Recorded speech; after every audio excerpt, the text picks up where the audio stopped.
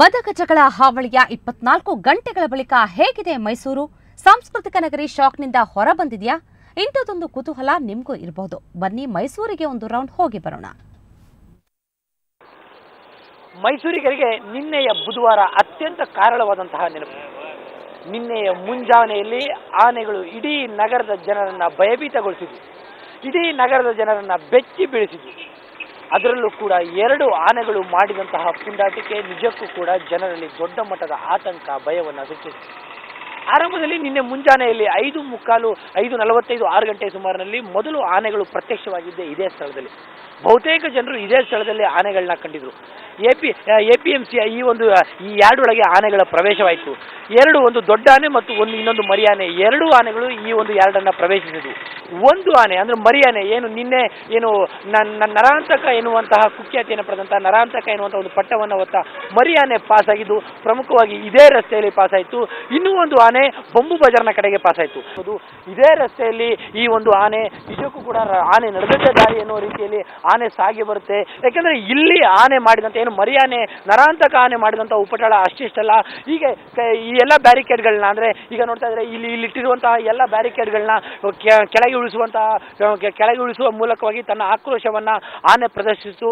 ಧನ್ವಂತರಿ ರಸ್ತೆಗೆ ಮರಿ ಆನೆ ಆಗಮಿಸುವ ವೇಳೆಗಾಗಲೇ ಮರಿ ಆನೆ ಹಿಂದೆ ದೊಡ್ಡದೊಂದು ಕ್ರೌಡ್ ಶುರುವಾಗಿರುತ್ತೆ.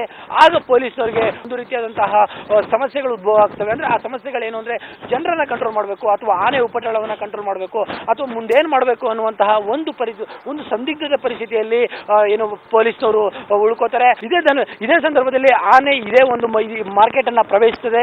ಮಾರ್ಕೆಟ್ ಕೂಡ ನಿನ್ನೆ ಕೂಡ ಇದೇ ರೀತಿಯಾದ ಬಿಸಿ ಇತ್ತು. ನೀವು ನೋಡ್ತಾ ಇದ್ದೀರಾ, ಇಲ್ಲಿ ವಾಹನಗಳು ಹೋಗೋದೇ ಕಷ್ಟ ಇದೆ. ಇಂತಹದೊಂದು ಸ್ಥಿತಿ ಇರುವಂತಹ ಸಂದರ್ಭದಲ್ಲೂ ಕೂಡ ಆನೆ ಇದೇ ರಸ್ತೆಯ ಮೂಲಕವಾಗಿ ಸಾಗುತ್ತೆ.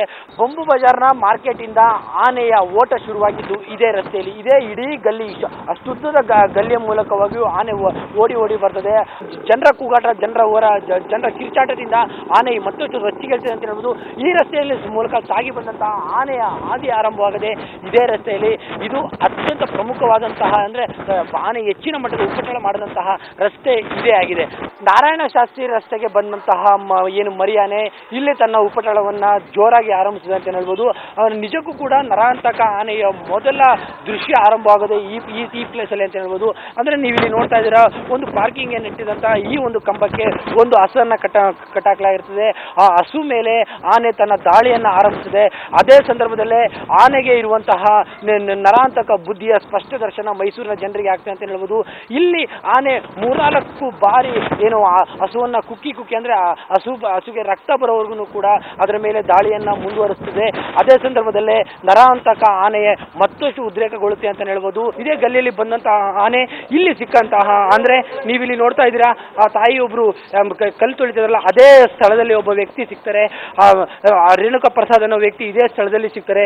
ಇದೇ ಸ್ಥಳದಲ್ಲಿ ನರಾಂತಕ ಆನೆ ಆ ರೇಣುಕಾ ಪ್ರಸಾದ್ ಅವ್ರನ್ನ ಕೊಂದು ಹಾಕುತ್ತೆ. ಆನೆಗೆ ಒಂದು ಕ್ಷಣದಲ್ಲಿ ಸಿಕ್ಕಂತಹ ರೇಣುಕಾ ಪ್ರಸಾದ್ ಮತ್ತೆ ಅದರಿಂದ ಬಚಾವಾಗೋದಕ್ಕೆ ಸಾಧ್ಯನೇ ಆಗಲಿಲ್ಲ. ಅವರು ಅದೇ ಸ್ಥಳದಲ್ಲಿ ಅಂದ್ರೆ ಕೇವಲ 30-40 ಸೆಕೆಂಡ್ಗಳ ಒಳಗಾಗಿ ಆನೆ ಒಂದು ನರಾಂತಕ ಕೆಲಸವನ್ನ ಮಾಡ್ತು ಅಂತಾನೆ ಹೇಳ್ಬೋದು. ಅಂತಿಮವಾಗಿ ಒಟ್ಟಾರೆಯಾಗಿ ಮರಿ ಆನೆ 5 ತಾಸುಗಳ ಕಾಲ ಇಡೀ ಮೈಸೂರಿನ ಜನರನ್ನ ನಿದ್ದೆಗೆಡಿಸಿತು ಅಂತ ಹೇಳಿದ್ರೆ ತಪ್ಪಾಗಲಾರದು. ಕ್ಯಾಮರಾ ಪರ್ಸನ್ ನಿತಿನ್ ಕುಮಾರ್ ಜೊತೆ KP ನಾಗರಾಜ್, ಸುವರ್ಣ ನ್ಯೂಸ್ 24/7 ಮೈಸೂರು.